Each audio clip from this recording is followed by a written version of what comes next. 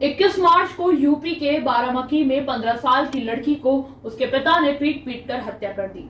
वजह सिर्फ इतनी थी कि लड़की फोन पर किसी से बात करती थी। वहीं 20 फरवरी को औरैया में चाचाओं ने मिलकर भतीजी की हत्या कर दी क्योंकि वह एक लड़के से बात करती थी। मर्डर मिस्ट्री सीरीज की चौथी कहानी ऐसी ही है। बेटी की पसंद से अधिक अपनी इज्जत प्यारी हो गई और एक बाहुबली सांसद के बेटे ने बहन के प्रेमी को जलाकर मार दिया।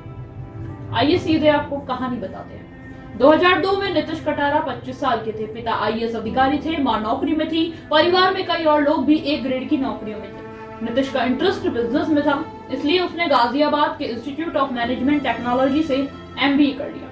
यहीं बाहुबली नेता धर्मपाल उर्फ डीपी यादव की बेटी भारती यादव भी पढ़ती थी। दोनों में दोस्ती हुई और धीरे धीरे ये दोस्ती प्यार में बदल गई। नीतीश ने भारती से प्यार की बात अपनी मां नीलम कटारा को बताई, लेकिन नीलम ने बहुत ध्यान नहीं दिया। घर में भारती के भेजे गुलदस्ते आने लगे, पहले छोटे और फिर बड़े, बहुत महंगे। साल 2001 के दिसंबर महीने में नीलम ने नीतीश से कहा, तुम पूरी बात बताओ। नीतीश ने कहा, मम्मी मैं शादी के बारे में नहीं सोच रहा, लेकिन भारती के पापा उसके लिए लड़का ढूंढ रहे हैं।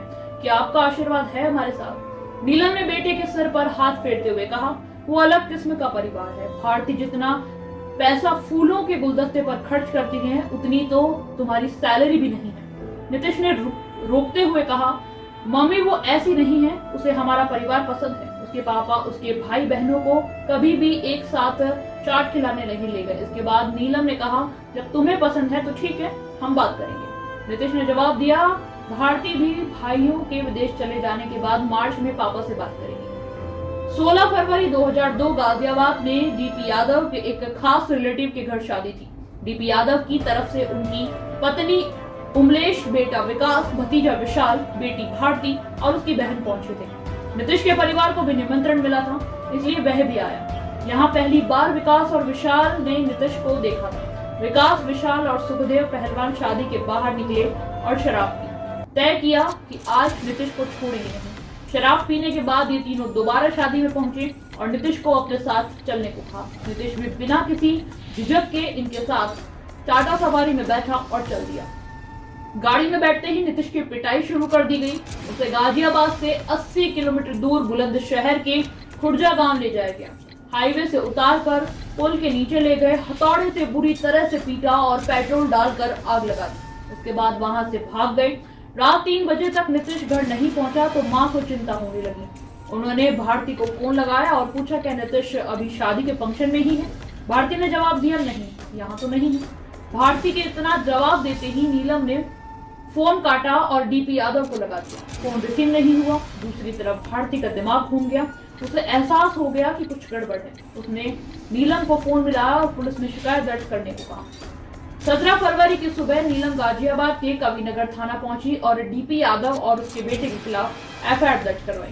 केस में बाहुबली नेता डीपी यादव का नाम था, इसलिए मीडिया में खबर छप गई। पुलिस डीपी के घर पहुंची तो विकास और विशाल गायब थे। शक बढ़ता गया, कई टीमें लग गई। 20 फरवरी को खुर्जा गांव के एक व्यक्ति ने लावारिस लाश के बारे में बताया तो पूरी पुलिस फोर्स पहुंच गई। पुलिस के नीचे लाश उल्टी पड़ी, आधी जल चुकी थी। नीलम पहुंची और लाश को देखा तो अचेत हो गई। छोटे बेटे ने संभाला, होश आया, हाथ की अंगूठी से पहचान लिया कि वह नीतीश है। लेकिन पुलिस को इस पर भरोसा करने के लिए डीएनए टेस्ट करवाना पड़ा। माँ बेटे के डीएनए एक निकला। पुलिस ने गिरफ्तारी के लिए टीमें लगा दी। जिस दिन लाश मिली उसी दिन डीपी यादव ने भारती को लंदन भेज दिया। जरूरी सबूत मिटाने की कोशिश की। विकास और विशाल यादव बचने के लिए भागते भागते एमपी पहुंच गए। 23 फरवरी 2002 को पुलिस ने दोनों को ग्वालियर के डबरा स्टेशन पर गिरफ्तार कर लिया। 25 फरवरी को इन दोनों का बयान दर्ज किया गया। इस दौरान दोनों ने हत्या की बात कबूल ली। इन्हें गाजियाबाद की सीजेएम कोर्ट में पेश किया गया। दोनों वहां पलट गए, कहा हमने कोई हत्या नहीं की है। जबकि पुलिस ने जो पूछताछ पहले की थी, जिसकी रिकॉर्डिंग थी, लेकिन वह सामने नहीं आई। एक चैनल ने इसे चलाया था, फिर उसे डीपी यादव ने धमकाया और फिर ये दोबारा नहीं चली। गाजियाबाद की सीजेएम कोर्ट में केस शुरू हुआ, लेकिन कोर्ट और पुलिस का रवैया ऐसा था कि जांच ही थम गई। डीपी यादव का रसूख इतना था कि 2 साल के अंदर छोटी छोटी बातों पर विकास को 66 बार बेल मिली। कोर्ट भारती को आदेश देता, इधर से कोई बहाना रख दिया जाता। एक बार तो कह दिया कि भारती कहाँ है, उसकी जानकारी घर में किसी को नहीं है। नीलम ने सुप्रीम कोर्ट में याचिका दायर करके केस को यूपी से बाहर किसी कोर्ट में भेजने की मांग की। कोर्ट ने बात मानी और केस को दिल्ली के पटियाला हाउस को ट्रांसफर कर दिया। भारती को लेकर जारी आनाकानी पर कोर्ट ने पेश न होने पर पासपोर्ट रद्द करने की बात कही। अगर ऐसा होता है तो भारती को लंदन से गिरफ्तार करके कोर्ट में पेश करना पड़ता, लेकिन इससे पहले ही भारती कोर्ट में पेश हुई। 29 और 30 अप्रैल 2006 को उनका बयान दर्ज हुआ। दूसरी तरफ नीलम को लगातार फोन पर केस वापस लेने की धमकियां मिलती रही। दूसरे बेटे नितिन को जहर देकर मारने का प्रयास हुआ, लेकिन नीलम कमजोर नहीं पड़ी और लगातार लड़ाई लड़ती रही। 30 मई 2008 को लोअर कोर्ट ने विशाल, विकास और सुखदेव पहलवान को उम्र कैद की सजा सुनाई। डीपी यादव का परिवार इस फैसले के खिलाफ दिल्ली हाई कोर्ट चला गया। 2 अप्रैल 2014 को दिल्ली हाई कोर्ट ने लोअर कोर्ट के फैसले को बरकरार रखा। नीलम कटारा इस फैसले से खुश नहीं थी। वह चाहती थी कि फांसी हो, इसलिए सुप्रीम कोर्ट में याचिका दायर की।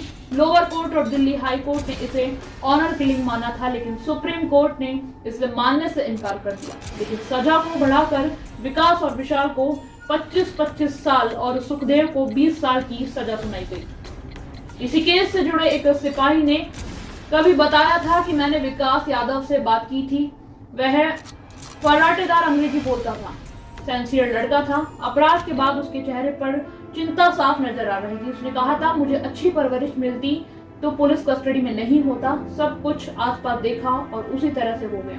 अब पछतावा होता है कि फैसले के बाद नीलम ने जो कहा वह प्रेरणा देता है।